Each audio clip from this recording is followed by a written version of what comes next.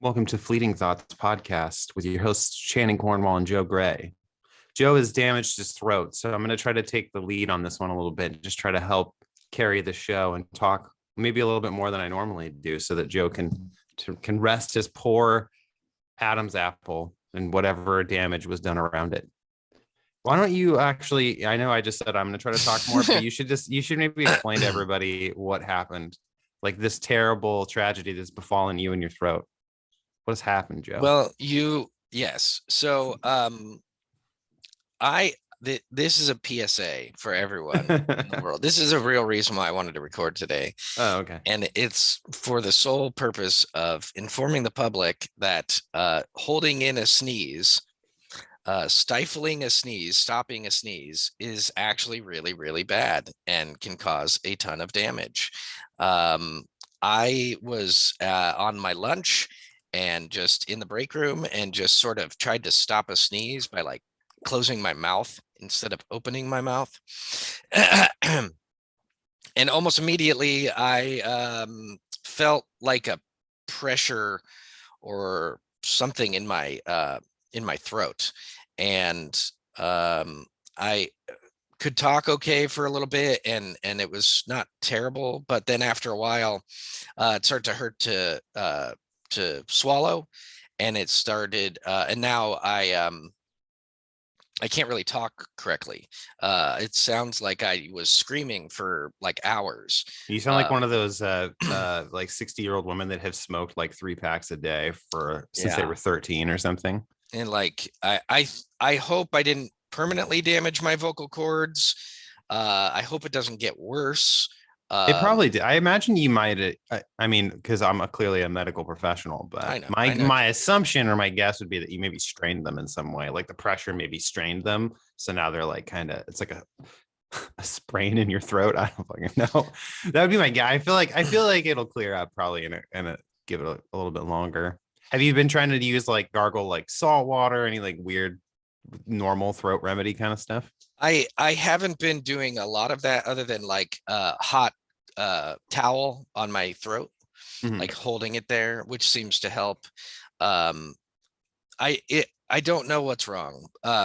It might be something where like tea or hot water or salt water might help, but it's not like a sore throat. It's like like messed up muscles. It's my muscles that are messed up. So it's not like infected. It's just like it doesn't hurt particularly. It hurts to swallow a little bit, tiny bit, but it doesn't there isn't like a constant sense of pain or anything. But I did do a lot of talking yesterday, so I probably strained it a little bit and it's a little worse today. But I just quit my job, and so I don't have because insurance. You sneezed. Is it? Yeah. Well, you quit because you sneezed on your break, and then you tried to file workers' comp, and they told you to go fuck yourself. So you just left, right? Yeah, that was pretty much the impetus of. I was just sick of them being like, "Hey, hold in your sneezes," and I was like, "Well, it's causing problems." But they were like, "COVID's still around, and if you sneeze, you're gonna blow your spit all up in the atmosphere, and you'll kill your grandma." Yep. No, I quit my job because I got another job, which I start on Tuesday, which could be interesting because I have this voice. So yeah, we'll see what happens. I don't have insurance for another 2 months because of probationary period with the new job. Sucks. So I mean, unless there's something really bad, to go to the emergency room, I don't really have any way to like I mean, I guess if it gets worse, you could just go to like maybe an urgent care where it's not as expensive as like going to the emergency room, where you could at least have somebody check it out. But yeah, I might end up doing that in the next like week if it doesn't noticeably get better. Yeah, it does feel like it's getting better, but it's barely getting better. So I don't know.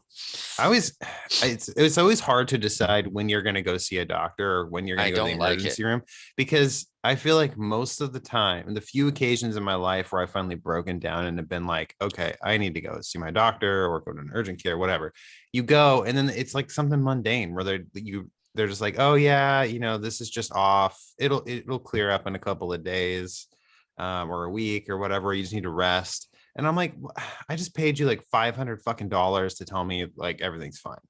I just need to chill out. Like I when I don't, was having that yeah, that weird issue, it was a couple episodes ago with like my heart sort yeah. of racing when I was going to sleep. Like, I went and saw my doctor, and she's just like, well, physiologically, there's nothing wrong with you. Your heart sounds great. You're very active. You're young. Like, there's no sign of a heart murmur. There's no irregular beating. She looked at my Apple Health stats, because like I have the watch that tracks your heart rate and like all this stuff, so she can like look at that data. She's like, yeah, all this looks really good. So basically what she told me is it was probably like, without telling me, is it was like anxiety or something that just was triggering it. So she just gave me some medication, like anti-anxiety meds to take if I felt anxious.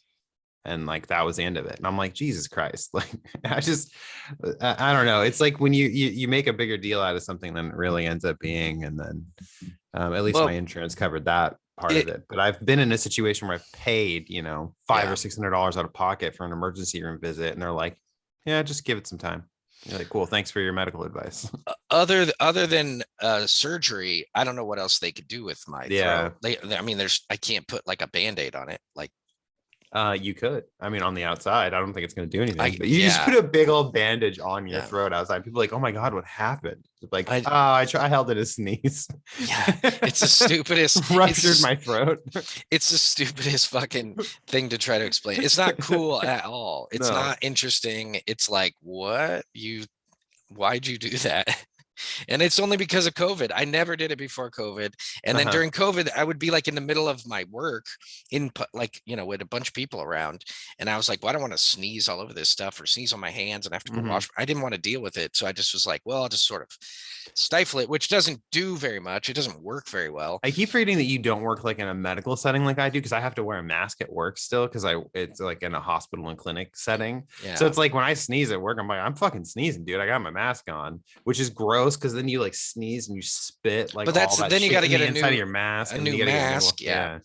So But also most of those masks don't like stop the particulates from getting out of the mask. I mean, they start the big ones, but they mhm. still like, so anyway, like I don't like sneezing just into a mask. I think it's gross. No, it Um, sucks, but at least I don't have to hold my sneezes in, is yeah. what I Well, was and saying. I wore a mask for 2 years or You don't whatever. just like sneeze into your sleeve or something. That's usually what I do if I'm out in public, like not without my mask, like at the store or something. And I have to, especially right Yeah, now, because it's allergy season. I do So it's like that. I sneeze a lot, and I just, because I don't like holding sneezes, and I love getting a sneeze out. Like I You feel like shouldn't. it's, Um, I don't know what I was thinking, and when I sneeze, I like to just sneeze like as yeah, fucking hard as possible yeah, and just get as it out. just onto usually like onto the ground. Like I'll just point my face at the floor, and I don't know if that's good, whatever. Or like into a sink or something, Yeah, like into the sink while I'm washing my hands or something. But I just thought I was getting away with it, and then I fucked up my shit. yeah, that Um, was that was God punishing you for defying His laws. He's yeah, like, I no, think you were so. supposed to sneeze, my child, and you didn't. So fuck you, ruptured throat. Deal Yeah, with it. so fuck you. Let me read some of the other things that can happen when you stifle a sneeze. Oh, Uh, wait. I know one of them is you can blow out your eyeballs if you try to hold your eyes open when you it's sneeze. insane. I until I looked this up, I was like, what are you talking about? You can get a ruptured eardrum, middle ear infection, damaged blood vessels in the eyes, nose, or eardrums, Oh my diaphragm God. injury, like collapsing your fucking lungs, aneurysm. It can actually affect your brain, throat damage, broken ribs. Like you can literally break your own ribs Holding in a because sneeze. you didn't because it's such a spasm. Yeah, I can And see that in a by weird way. holding it in, you're it's still going to spasm. You're just contracting those muscles instead of allowing them to Hmm. expand, and it's like, I don't know, like if you're pulling your arm that way and that way at the same time, like it's not going to be good. So don't do it. And so yeah, that's my word of caution for Isn't it? It's people. incredible how incredibly resilient and adaptable the human body is, but then also how incredibly fragile it is. Yeah, Like and that weak. list of things you just read off is just from holding in a sneeze, which Mhm. is one of the most kind of mundane, weird things our body does. But if you hold it in, you run the risk of essentially destroying your own being. Yeah, yeah. It's It's really stupid. mhm. So yeah, that's I problem. think this is it's a really good PSA for people because I bet you there's a lot of people out there who hold their sneezes and they're in a movie theater watching a movie. Mhm. It's a quiet, dramatic scene. They feel a sneeze coming on. They're like, "Fuck, I don't want to sneeze really I've loud I've and done that. Yeah. interrupt." And so they're like, and then you're just like, "Dude, you just rolled the fucking dice on breaking your ribs right there, or blowing Yeah. out a blood vessel in your eyeball, or that aneurysm that's just been slowly percolating inside your brain." Yeah, I don't know how that part happens. It must just be pressure, Yeah, like probably. I mean, pressure in the head. well, I feel like the aneurysm thing is probably like if you already have one starting to Well, develop and then you yeah. cause this Well, like what tightened what I've pressure heard to is blow that it out. people actually close their nose. Like I've never done Oh, that. When I've Jesus. That's like like a that seems, psychopath. yeah, I think You that's deserve what's coming to you if you pinch your nose during a sneeze, man. That's playing with if you fire while you close your have gas mouth. on your hands. Yeah, close your mouth and your nose, all the pressure that you just expelled goes through into your head. And Oh then my that's why God. you rupture your ears, your eyes, and that's why you probably cause a brain problem. Um, I've like tried because to stifle a sneeze before where I like try to make it come out quietly, where I'm just like, yeah, that's what I do. instead, but if I'm like at home, I'm just like, Oh yeah. I Oh, just I let it love it. full It's force. so Yeah. good. It feels great. And right now it doesn't feel so great when I sneeze because my throat still fucking hurts. Oh yeah. Um, but I'm worried because I like to sing and I like to talk for Hmm. sure. Yeah. I And mean, you've been doing this show for years, so I that's mean, evidence enough. yeah. And so if this is what my voice sounds like for the rest of my life and it hurts, I'm going to be really mad. Um, but I feel like I'm young enough and I'm I healthy think it'll enough. I clear think up. it'll pass. It's just taking a long time. Like usually when you like hurt your throat from like go to a concert or something and you're Yeah, and you're yelling a lot, shouting it. Yeah. like the next day you're fine, roughly, speaking. Yeah, But we yeah, I'd say within a couple of days clears up. this But has been at least 3 days or 4 days or something like that. So I'm nervous roughly, but maybe um try drinking lots of like ice water or something to like maybe yeah, soothe any potential swelling or something that's maybe going on. Who knows? I've used hot compresses on the outside of the throat, which kind of seems to clear it up a little bit and kind of Hmm. loosen it up. And then I eat otter pops, so it's Oh cool. yeah, otter pops are like the ultimate like white Yeah. trash medicine for everything. Oh You got a yeah. sore throat? Otter pop. Your mom Yeah. goes and drops 98 cents at fucking Walmart, gets you a box of 300 of those bitches. Mhm. And yeah, so that's that sucks. So now Yeah. you talk. Just go. Just Right, I just don't know go. what. Well, it's my birthday today. I'm gonna bring that Yeah, up real happy quick. It's birthday. July 3rd. Happy birthday Don't to sing. Don't you. sing. No, no, no, that's okay. Don't sing. I know that you would if you were feeling better, but you don't need to. It's okay. I understand. You're handicapped a little bit right now. Yes, July 3rd, the day that as of our record today. So yeah, I turned 33. It's the double threes. Won't happen again until I'm 44 in 11 years, if I make it that far. So yeah, I'm due for my midlife crisis probably in the next decade. So I'm, free for all, free range. Yeah, I don't know. Birthdays used to be very exciting, when I was a kid because it's you get presents, obviously. But and we were talking about this before we started recording, but it's like at 16, it's exciting because you can get your license to drive. 18 is exciting because you're officially an adult at that point. And then 21 is exciting because you can legally drink, although all of us pretty much drink before 21, generally speaking. But then it's like after 21, fucking nothing. 25. 25. What's at You 25? can rent a car. Oh, okay. I've never actually rented a car. I haven't either, actually. So good to know though. And then yeah, there's nothing until is it 60 or 65 is like the retire. I think it's 60 where you I can think start claiming social security. I think 55 is like early retirement. 60 Mhm. is still early, and then 65 is like typical. But the longer you wait, the more you get when it comes to retiring. So Yeah. and Social Security. So typically people like wait as long as they can. Let's see. Currently, the full benefit age is 66. Oh, For people born in 1955, and it will gradually rise to 67 for those born in 1960 or later. So actually, it's definitely So it's 67 basically for you and I, fucking unless they change it again. Goddamn fucking banks Yeah. and government are like, no, you don't get shit, bitch. Get older. Like, Well, I mean, that's why how you old do I gotta gotta get? You got to set up that 401k, man. I've had one going ever since I started working at where I work. I had one from where I worked before, but there wasn't really much in it. But since I started my new job and I've been there for almost 5 years, yeah, I've actually built up a pretty solid little nest egg that obviously keeps growing. My goal is to never really necessarily retire, but it would be nice to at least get to a point in my life where I could maybe just work part-time when I'm fucking in my 60s, just work 20 hours a week doing something and then live off my 401k and potentially Social Security if it's still around by the time we're that old. But yeah, I don't think I'll ever actually retire. It does not work at all unless I fucking get some sort of debilitating injury or something where I fucking can't work. Or I mean, I don't know. I might just die before then too. Who knows? Aneurysms take out my fucking family left and right. So well, don't hold in a sneeze. yeah, I definitely won't do that. That's for sure. What I think they're banking on you dying. That's why they keep Oh, up in the yeah. age, because they're like, if they die, I don't have to pay it out. Well, I guess Yep.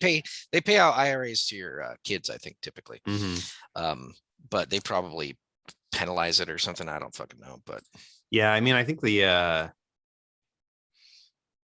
I think all my retirement stuff would just go to like Vanessa if I died and she was still around. So yeah, it's like your money, but I think it's but they do penalize you. Like if you cash it out, it's like 20% penalty or whatever, because it's basically taxes that you have to pay on it. So because I ended up cashing out my retirement fund from my last job because it wouldn't transfer over. So they put it into like some weird, and I was like, if I could just cash it out, it was only like $3,000. And so they cashed it out. I had like a 20% penalty on it. And then I just put the money in my normal savings account and then started fresh when I got my other job. But yeah, I would not advise cashing out because that 20% penalty sucks. well, and it depends on if you're doing an IRA or a Roth or a normal IRA. A normal IRA, they put it into an account and then they tax it all at the end when you pull it.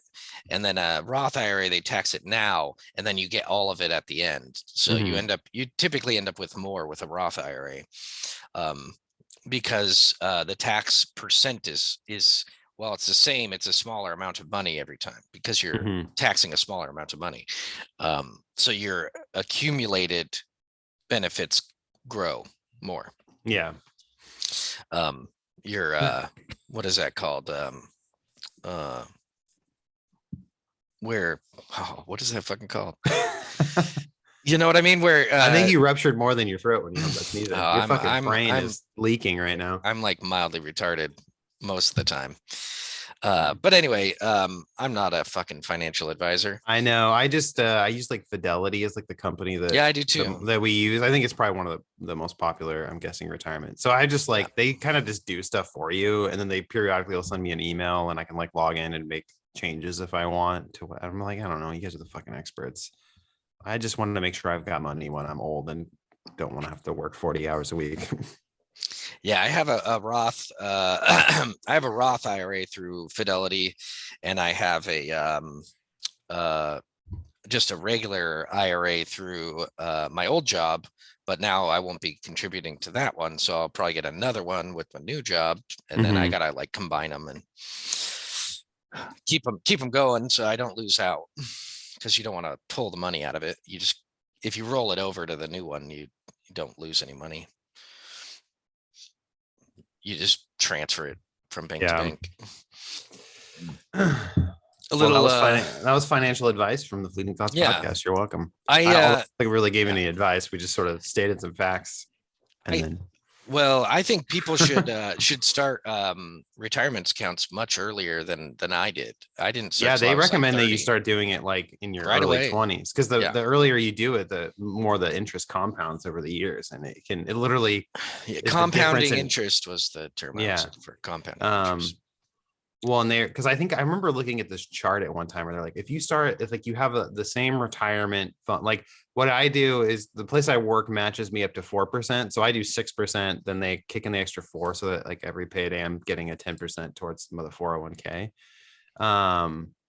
And so I remember looking at this chart where they're like, if you start the same type of retirement fund at like 20, the early 20, it was like 25 or something versus like at 30, and then they showed like the exponential growth, and it ended up being like the person that started at 25, it was like, you know, like three or four hundred thousand dollars more that they Yeah. had just because they started it only 5 years sooner. So it's like the earlier you get started, the better. But what sucks is like I think a lot of, I mean, when I was 25, I didn't really work somewhere that I could get a decent, that I could even really have a retirement. It's like hard to get a full-time job at that age. A lot of people are just coming out of college and are maybe just starting careers. So it's kind of a tough age. Like some people get lucky and get right in, but Yeah, I had a full-time job since I'm like 18. So I could have been doing it early and I would have been fine, especially before you have bills. Like if you're a kid and you're living at home, like put a chunk of that money in a retirement account so that you can make even more. But people don't do that because young people don't know how to think for the yeah. future. Well, And and they you don't don't, think that far ahead. You're so young. I mean, I wasn't thinking yeah. about retirement at 25, even though I had like read about it. But yeah. But anyway, I mean, I started one at 20. How old would I have been? 28. So that's not too bad. Yeah. That was when I started working where I'm at right now. So Yeah, I think I was around like 30 or so. Yeah. So I mean, it's like a little later than ideal, but still, you know, it's better than fucking starting it at 35, something like that. So Yeah. And you know, while I don't want to be relying on the money when I'm old, I do not plan on just not doing anything. I mean, yeah, whether I work for a company or I have my own income, I plan on staying busy and uh, you know, I don't I feel want like a to lot sit of on my people, ass. yeah, I think a lot of people that retire, it's like they enjoy it for maybe a couple of years, and then they just end up like we have so many people where I work that have come out of retirement and just to come back and work part time because they just get bored. Like after a Yeah. few years, they're just like, I mean, you know, I don't know. Work is like really good for us. You know, it's good to have purpose and like something Yeah. to do to keep yourself preoccupied. When you Um, interact with the world in a way that's like useful and mhm. you are not just this pointless creature on the earth Yeah. wasting space, which is what you are if you're an old person who doesn't work. So I'm real sorry, but stop being useless. Yeah, Go you get a job, bum. You bum, motherfucks. you old bum. um so we're gonna keep this podcast kind of short because I don't want to talk too long. Yeah, yeah. I need to rest my voice, but so maybe we can just get into recommendations. Oh, okay. Yeah, of course. Oh God, what am I gonna recommend? I have to like now that we've kind of fell into this like every other week cadence, I feel like I Mhm. watch A or lot. read so many things, and I'm like, oh my God, I gotta pick something. Well, You have one right off the top of your head that you have? I yeah, I don't have to finished flounder through here. I finished reading Eaters of the Dead, which was Ooh, I excellent. right. I the first like the introduction and the first couple chapters, like I was Kind of like, slow. this is dumb. I don't know why. Yeah, Oh, this is stupid. So I kind of just skipped them. yeah, And I just sort of skimmed through them and I was like, blah, blah, blah, blah, whatever. And then he meets the Northmen, and it's like that's like the beginning of yeah. the book. And then it's just like awesome from then on, and very compelling, very fun, great, wonderfully written. Hmm. I didn't read any of the little footnotes. I just was like, nah, I don't need that shit in my life. These like Hmm. made up little fucking tidbits Yeah, of history. Like I'm like, yeah. sorry, Michael, sorry, Mr. Crichton, you Mr. spent all this Crichton. time, but like you don't I need to just want like, to be told a story. Yeah. this is fiction, bud. You're making fake nonfiction on top of fiction on top of fiction. I don't need any of that. Yeah. Um, but it does give it some context if you want to play that game. But so I finished that, and I loved the 13th Warrior, the Yeah. movie, and it's very similar. They follow a lot of the same threads, and I think they're both great in their own right. Like they both do a great job with the material. Um, but the book is awesome. It's very very fun. And I wrote a review for it, so if you want to hear my full thoughts, go to joesnotesblog.com. And if you want to buy it, use the affiliate link at the bottom. I set up affiliate links on all my book reviews, so if there's any book reviews that lead toward purchasing books, use the affiliate link, because I get a commission on that, and that would be a nice thing for me. Um, I didn't have them on there before because I wasn't getting a lot of traction on the website, but now I'm getting some decent traction with people reading my reviews. So Nice. yeah, it's cool. Your book reviews are excellent. I mean, I know I'm sort of biased Thanks. because we're friends, but I usually like when you post a book review, I just go read it, even if I'm not necessarily interested in the book. Thanks. You just have a very you're good at like writing a nice, concise but informative like just piece that like Yeah, I try not to be too long about it. Like, just these are my thoughts. I like reading it, or I didn't, or whatever. Well, I'm glad you enjoyed Eaters of the Dead, because that was one of the books that I got for you as like a recommendation too. So it's always it always sucks when you recommend something to somebody that you think they're gonna like and then they hate it and you're like, sorry that you wasted all that time like reading something. Or like if it's a movie, I feel less bad. I'm like, oh, sorry, you lost out on like 90 minutes of your life. But a book is like an investment. Yeah, it's like at least a week or two. Yeah. Yeah, and it's of the short. Dead's pretty short. Yeah, that's part of why I like that book so much. It's only like 100 and something pages, so it's like a nice quick read. But no, I love the way he wrote it. I like that it's written as like a real life account of fictional events. But I agree, I didn't read it. I don't think I really read any of the footnote stuff. I was like, no, I just want to like read the story itself. And I'm a huge fan of the 13th Warrior. I love that movie. I'm sad that amazing. Like that people like that movie like just was panned when it came out and didn't do very well. But I'm like, I don't know why. I think people just didn't really understand what it was. Like it's a Beowulf story. It's just told through a different lens, but it's just fucking Beowulf. You could recommend the 13th Warrior.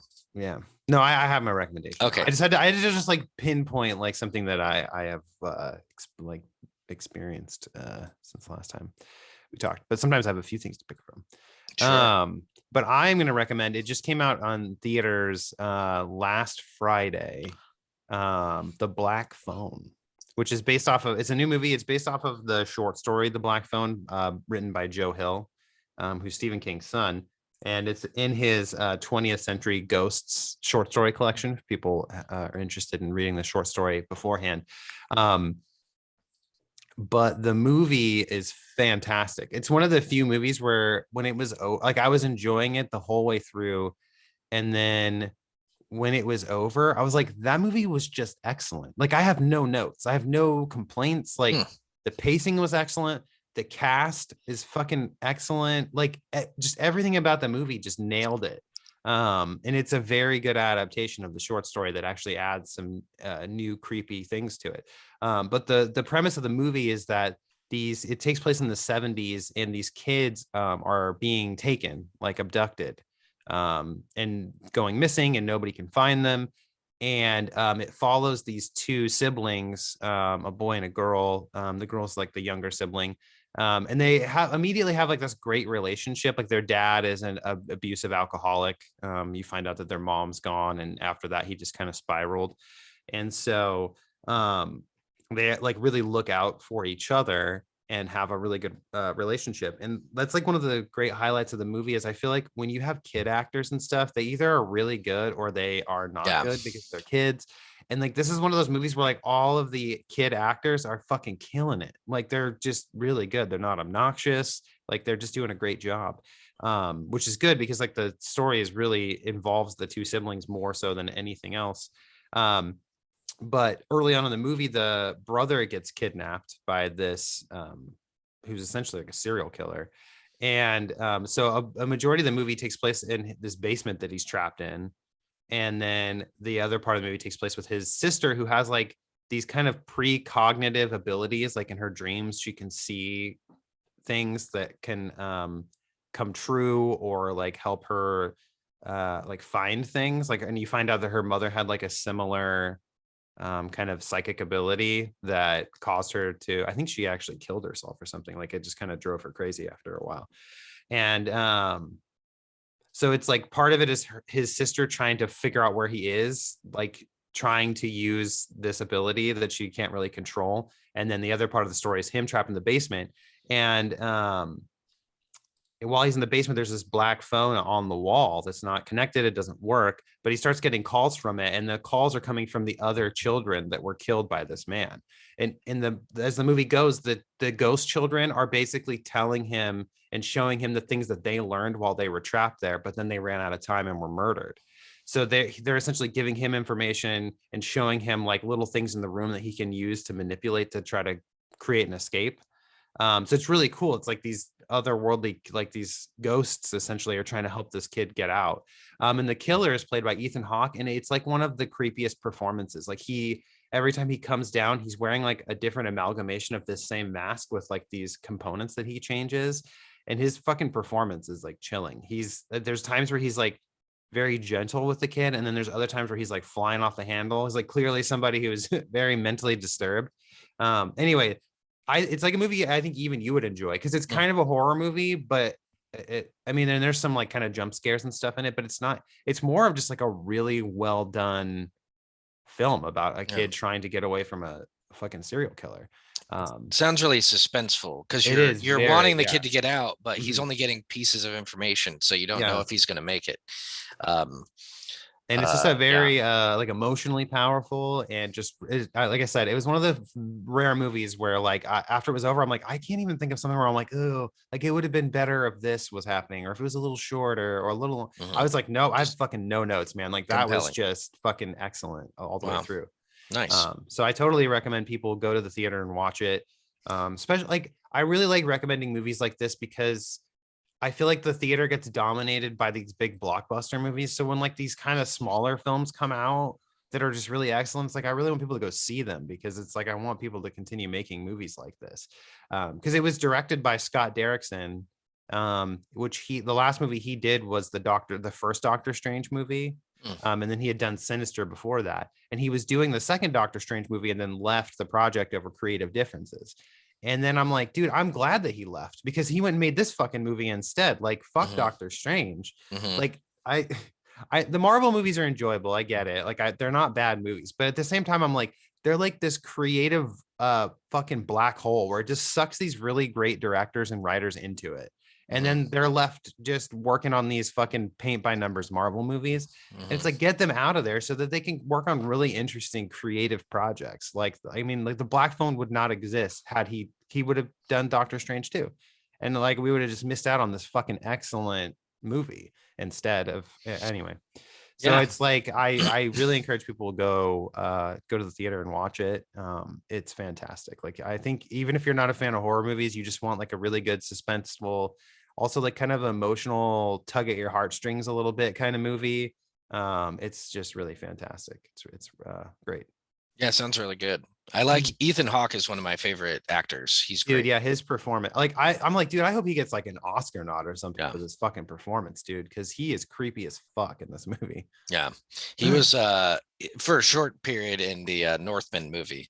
As the dad. father. Yeah. And he He's did a doing good a job lot of of stuff lately. He's just been kind of, I feel like I'm watching all these movies and he just keeps cropping up in all these random roles. He's a very versatile performer. Like you never know when he's gonna pop up in something. He's not like Liam Neeson where he's just now relegated to like old man action movies or something. Speaking of old man, have you watched the first couple episodes of The Old Man with Jeff Bridges, right? Jeff Bridges, yeah. It's really good. I like it. I will probably check it out because some of the people I work with were talking about it and they were just like gushing about how excellent it was. And I was like, it's I'll fun. Check it out. It's very it's on is it on Amazon or is it I think it's on Hulu. Oh, Hulu. Okay. I think. It's accessible. I thought they did a great job. I love Jeff Bridges, and the fight scenes are very like he's old. He's getting his ass kicked, but he somehow pulls it off and comes out, alive. That reminds me. Did you watch that Bob Odenkirk movie, Nobody? I still haven't seen it because I don't know where to watch it for free. Okay. I'm cheap. And I Because don't have that's like kind of how HBO. that movie was. Like you can Yeah, tell, like he is an expert, but he's been out of the game for a while, so he's like rusty. He's not like yeah, it's not like John Wick where he's just fucking yeah. annihilating 100 dudes and Well, and only gets shot like there's once. no realistic scenario where you're in a hand-to-hand combat fight and you're just perfectly dominant, Mhm. unless the other people can't fight, and that's not really fun. Yeah. Um, but yeah, The Old Man's Good. It's got great actors. It's got John Lithgow. It's got Jeff Bridges. It also has the daughter from Arrested Development, who's a great actress. And it's you know good kind of espionage kind of Mhm. stuff. And then the Terminal List came out on Amazon, and it's the show based on the book. And I did a review of the book, Mhm. The Terminal List. It isn't like, I don't think it's the best written book, but it's a action packed Yeah, a lot of those book. kind of books are usually not the best written. They're just really entertaining, like Yeah. fun. It's almost like popcorn It's reads like a kind of thing. guy Yeah. book. Yeah. It's written by a guy who was like in the military for 20 years, so he's not Mhm. a writer, but he writes. So But he I'm knows glad what he's about it. writing about, so he Yeah, can has like that extra insight that yeah, somebody like myself, like if I tried to write a military thing, I'd have to do so much fucking research because yeah, I don't know anything about the military. So yeah. It's authentic kind of Mhm. fiction, if that's a thing. But yeah, I haven't watched it yet, so I'll check it out because I read the book, and it's one of the ones that I've gotten the most hits on my reviews, Well, because especially it's coming out. right now with Yeah. with how popular this series is. I would probably check out the show, but I really have found that I do not like Chris Pratt very much. Like Oh, he's just a okay. performer that does nothing for me. Like he is not a selling point to He doesn't make your anything. pee pee No, tingle. like Guardians of the Galaxy, he's fine in. He was cool in Parks and Rec, but now I'm just like he's one of those dudes like Liam Neeson again. I'm just like he's like the same person in everything Yeah. now. He's just like sort of cool, suave, kind of funny, badass guy. And He's it's like, just yeah, everything. he's like kind of every man, but badass. Yeah. Yeah. He's going away from every man. Like he Mhm. used to be every man, now he's just like Yeah. action star. Yeah. He's like the action go-to guy. So I just I Yeah. don't care. I like Chris Pratt as a person. I listened to an interview he did with the guys from Smartless, Mhm. and I thought that was good. I think he's a pretty grounded, kind of cool person. Yeah. And that makes me want to watch his movies more. And I liked Guardians and all that, but Mhm. I know what you mean by like he's a little bit pigeonholed and not Yeah, super he's just one of versatile. those people. Like he's not one of those actors where like because he's in it, I'm like, oh fuck, I gotta watch that because I really enjoy. It's more like, oh okay, he's in it. Oh, that's fine. Yeah, Like to me, if he's in it yeah, and the story is like looks excellent, like I'd be like, oh, okay, I'll watch it. But he yeah, like I feel like a lot of people are gonna watch the Terminal List because they're either fans of the books or they're like, ooh, I love this military thing. Oh, Chris Pratt's cool. Like this is gonna be great. yeah. It's Some not a people for sure. selling point for me. Yeah, there's only a few actors where I'm like, if they're in it, I'm probably gonna see it. Yeah, same for me. So we're running into the end of the podcast here. Whoa. I don't think we've ever done a quick one like this before. Well, yeah, if your throat's messed up, I don't want to make it worse. So I just don't think I should be talking that much. I think people will like people that know me and around me are going to be real happy because I'm not going to be talking as much. Um, Whoa, Joe part did of a it, 40-minute podcast. What the fuck? part of it makes me sound like I'm like went through some shit. So it's kind of cool, but it's not cool. No, the truth is you held in his knees and you should know. Yeah, it's so dumb. And I can't like sing along to songs, and I do that like every day. It's really Oh, I do sucks. too when I listen to music. I'm Just like, definitely like a sit in my car and sing really loud yeah, with the it's music kind of person. my life sucks right now. But and I'm stressed out about my new job, and so anyway. Joe, I'm gonna leave you with this. Yes, Everything's gonna be okay. I know. It always is stressful in the middle of it, but everything. I bet you in like a week you're gonna look back and be like, no, it's all fine. I know. My throat's Forget all fine. about it. New job's great. Like I'll go back to holding in my sneezes. yeah. So go to Fleeting Thoughts Podcast Email us at fleetingthoughtspodcast@gmail.com. Get Channing's new Devils in the Confessional. It's really good. And I wrote a review about it if you want to read it. Go to my blog site, joesnotesblog.com, read the review of Channing's book, then use my affiliate link so I get money and Channing gets money. Hell yeah, money. That's really what this podcast is all about. And always has been and always will be. It'll be about the money and the accolades that we receive. I